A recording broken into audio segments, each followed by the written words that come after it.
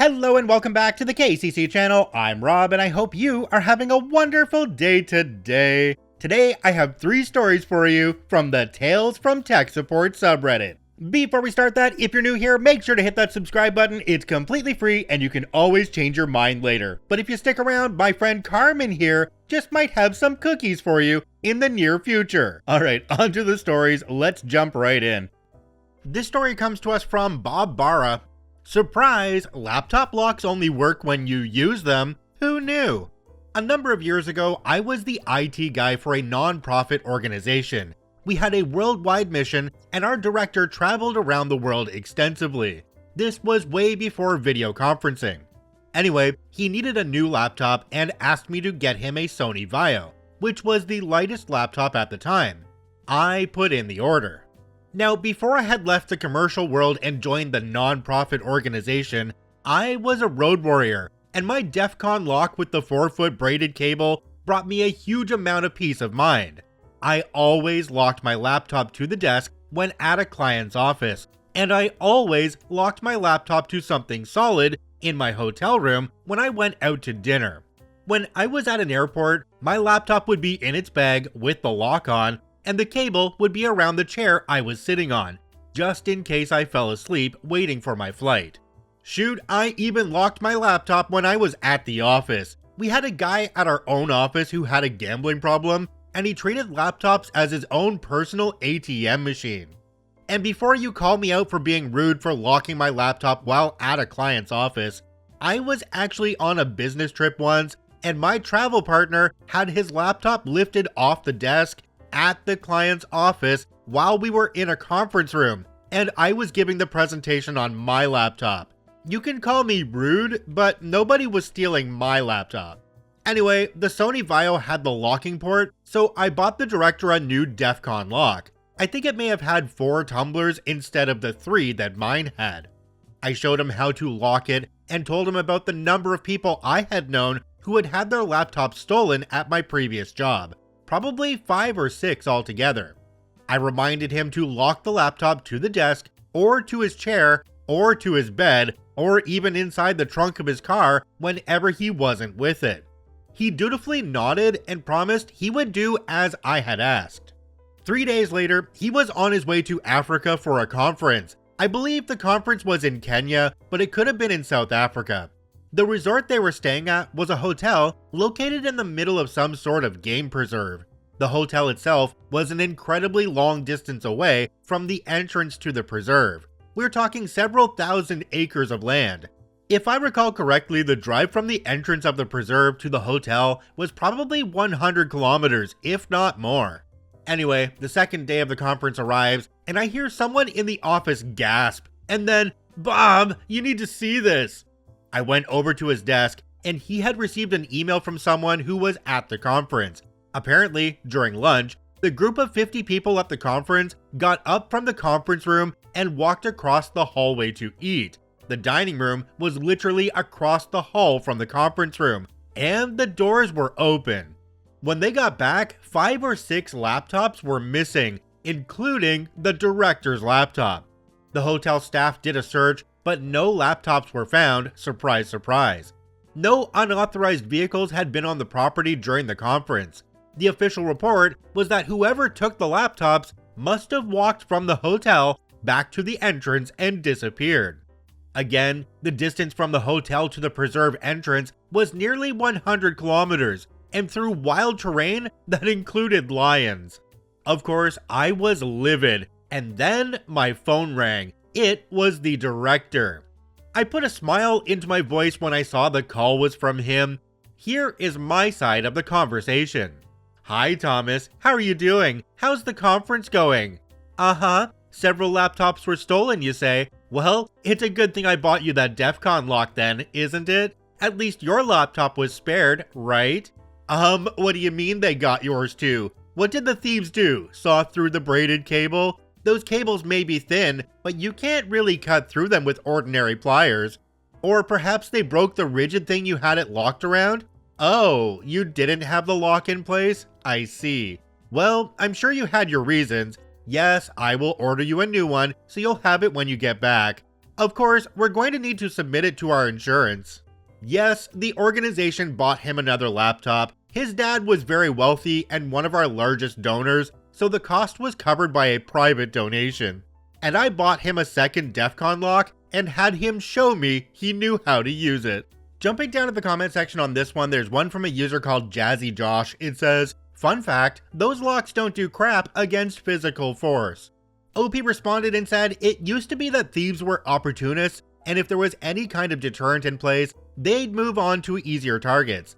Things may have changed in recent times, same kind of thing with locks on suitcases. Plus, if a person shows up at a pawn shop with a laptop with a ripped out lock port, then the shop will know it was probably stolen. When we lived in Southeast Asia back in the 70s, my dad had something mounted inside the engine compartment of our car. There were two little vertical posts with holes that poked up through the hood and small locks through the holes. This kept our battery and alternator from walking away. The locks were maybe twice as big as a typical suitcase lock. A decent hammer or crowbar could probably rip them out in a minute, but people rarely walked around with hammers and crowbars. These devices that OP's talking about really aren't theft prevention devices, they're more like theft deterrent devices, because if somebody wants to get your stuff, they're going to get your stuff, and a little lock on a laptop isn't going to stop them. But in the case of there being 5 or 6 of them in the room, and one of them has this lock on it, well, obviously they're going to go for the other ones that don't put up a fight because they're easier. Don't get me wrong, using a lock like this is the best option, but it is an option, and there's still the possibility that your things will go missing too. This story comes to us from Lord Tardis. Why would we? You are supposed to have 99% uptime. Around 6 years ago, at the beginning of 2018, I had just started a new job. I was hired as an application specialist for a company that provided a customer loyalty solution. The solution was basically an API endpoint that our customer's POS, point of sale, connected to get or post customer data such as bonus points and offers. Most customers were very nice, so were my colleagues. My team leader, we'll call him Torban, was very supportive of quality over quantity, and actually solving problems the first time around.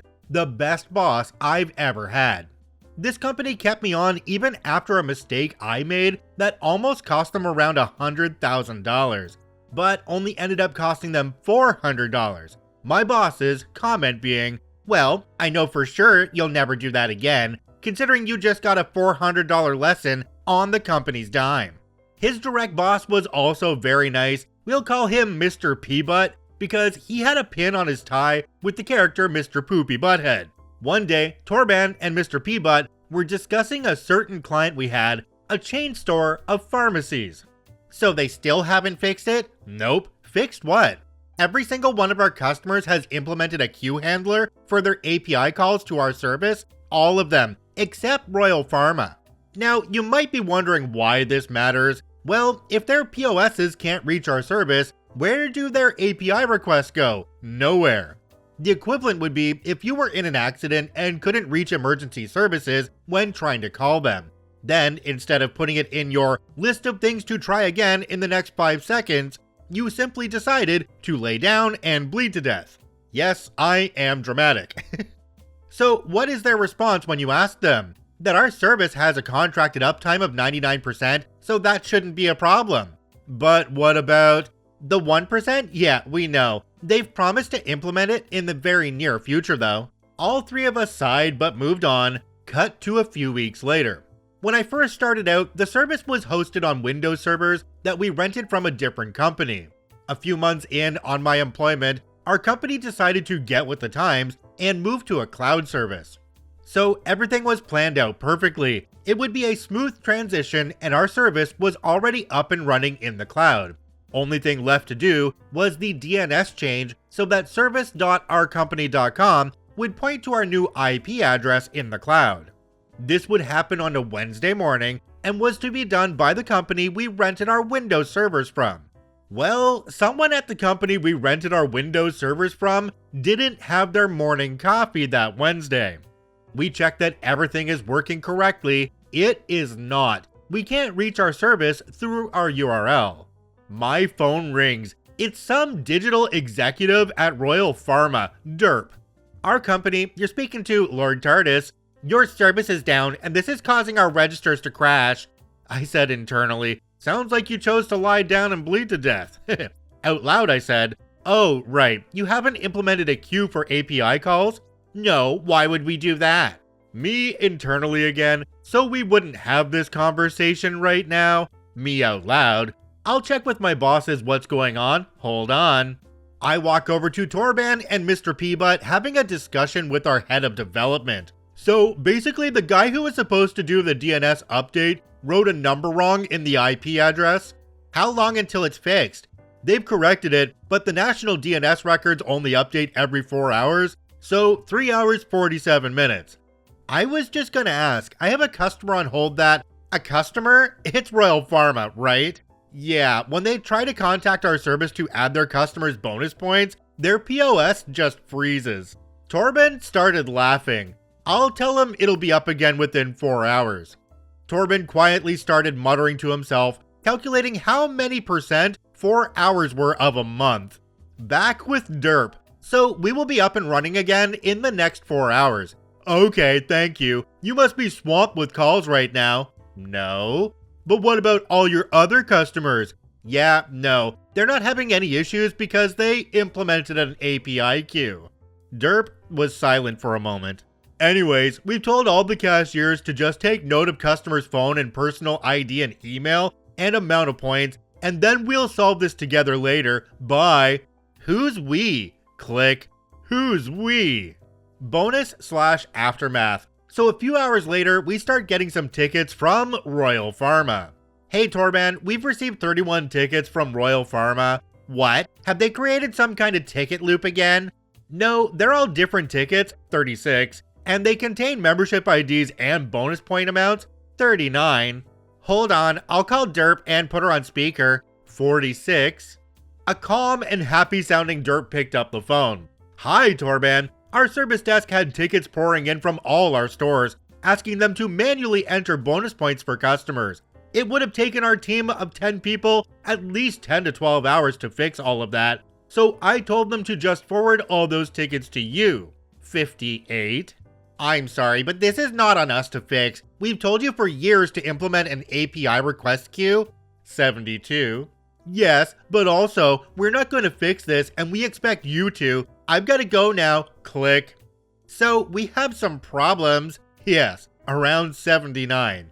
We received near 100 tickets, each containing between 10 to 50 rows of IDs with points for us to enter into our system. This would be tedious, since one such entry took around 1 to 2 minutes to enter. None of the tickets were in the same format either. My bosses, Torban and Mr. Peabutt, started discussing how to tell Royal Pharma that this was actually on them. I chimed in with an idea. So I could build a solution for this with some Python. How long? 12 hours to code plus 2 to 3 hours to fix the bugs that will happen. How confident are you? Give me 2 hours to do some testing and I'll give you an update. They will owe us big time after this.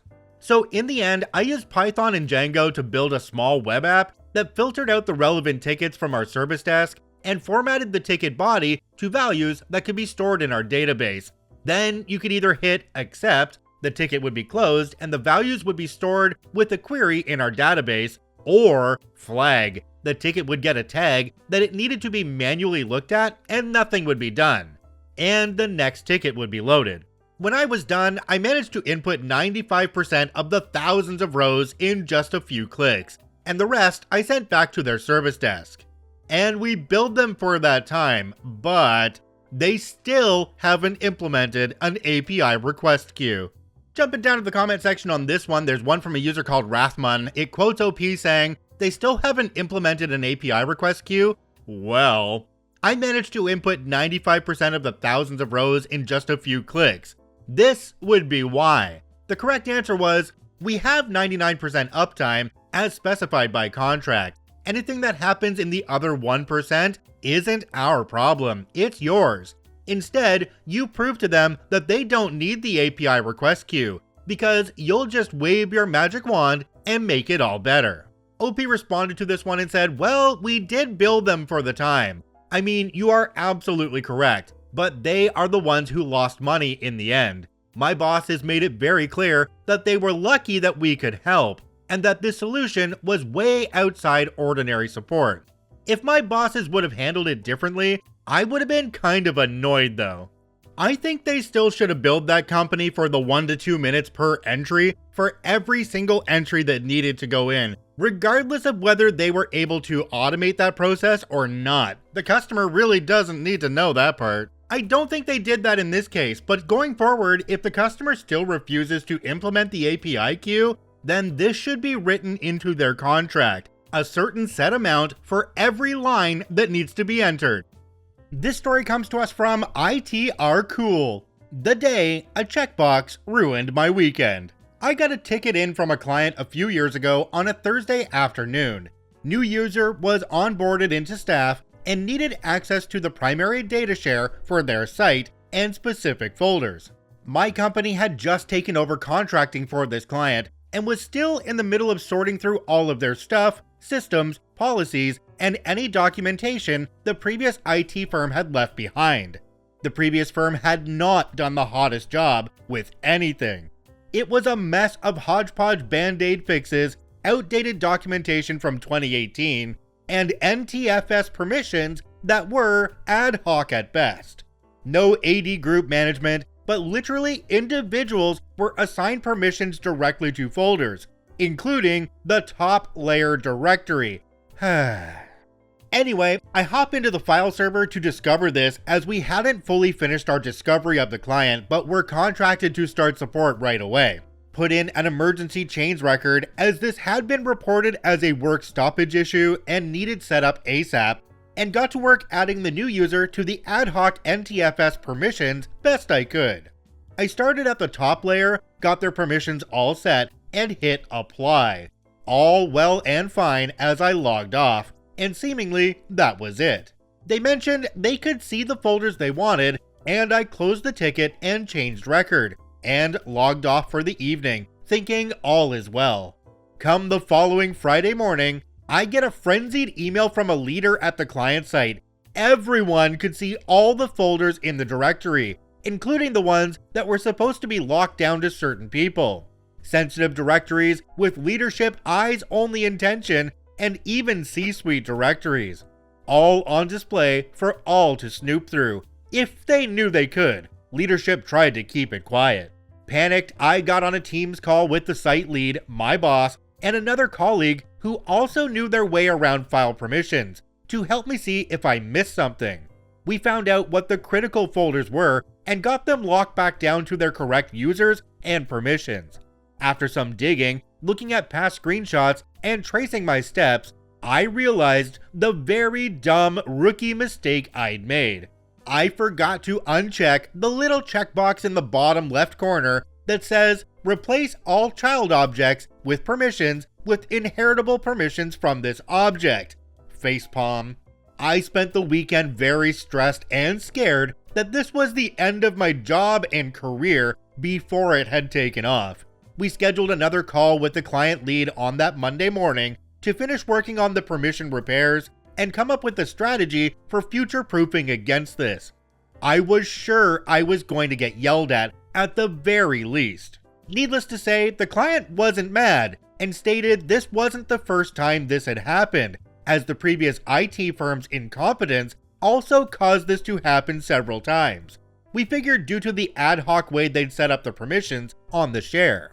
And in fact, this was simply a good time to go through the share anyways and clean it up, and that they would work with us later to get stuff reorganized in such a way that this can't happen again, implementing proper AD group-based management for access folders on the shares instead of direct NTFS assignments.